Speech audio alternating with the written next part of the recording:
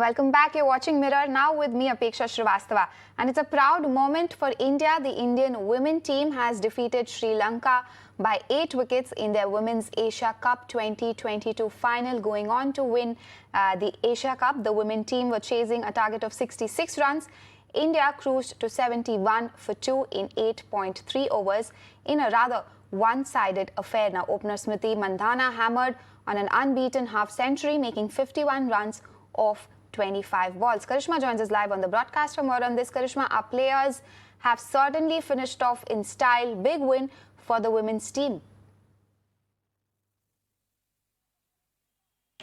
Well, yes, absolutely. This is a huge win for the Indian women's cricket team. This is going to be a huge confidence booster as well for them. In 2018, it was, Bangladesh that was the champion, but India now coming back into form, winning their 7th Asia Cup title when the Asia Cup, during its inception in 2004, when it started happening for women's team, back-to-back India had won this, and now after 2018, Bangladesh winning, India has come back to win the 7th title as well. And Deepti Sharma, what a performance from her, player of the tournament, 13 wickets and 94 runs, and Renuka Thakur for her 3 wickets in this match, 4 overs and just 5 runs she's given away. She won the player of the match. So clearly the Indian women shining on the stage of Asia Cup and winning the Asia Cup with a very comfortable and comprehensive victory over Sri Lanka in the finals. Absolutely. Karishma, thank you so much for joining us. We also, in fact, have a very esteemed guest joining us on the broadcast today, Chandresh Narayan. Thank you so much for your time, Chandresh. This is a big milestone for the women's team. We are clear champions at the Asian levels. But, doesn't this also mean that we can take on bigger tournaments now?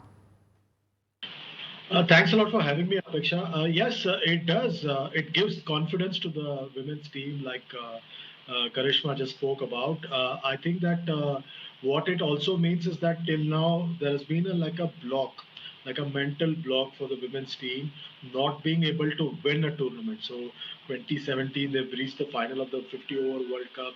2020 they reached the final of the T20 World Cup. This year they reached the final of the Commonwealth Games. So each time they've reached the final, but they've not been able to cross the hurdle.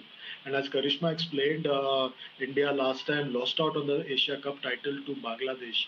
So this is a big win in that sense, because now they have crossed the Lakshman Rekha, so to speak, and now they can aspire to challenge bigger teams. At the Asian level, there is no doubt that the Indian women's team is the best. It's about the challenge that they can present to the teams like England, Australia, New Zealand. That's the real challenge, and that's where the Indian women's team needs to be able to cross the Lakshman Rekha and win the title, which they so richly deserve. I hope that very soon we'll have a discussion about how the Indian, women's team has become a champion of the world, like globally. But isn't this start of a new era as far as players are concerned? Because, despite some of the stalwarts retiring, like your Jhulan Goswami or your Mithali Raj, we have still managed to bag this victory. Yeah, but, Jhulan Goswami and Mithali Raj, they were not part of the T20 setup for a while now.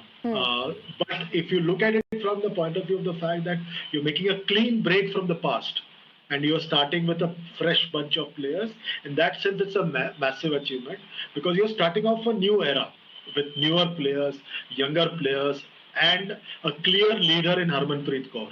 Now she's the undisputed leader, because earlier the one-day team was being led by Mithali, the T20 team was being led by Harmanpreet. Now that's not the case.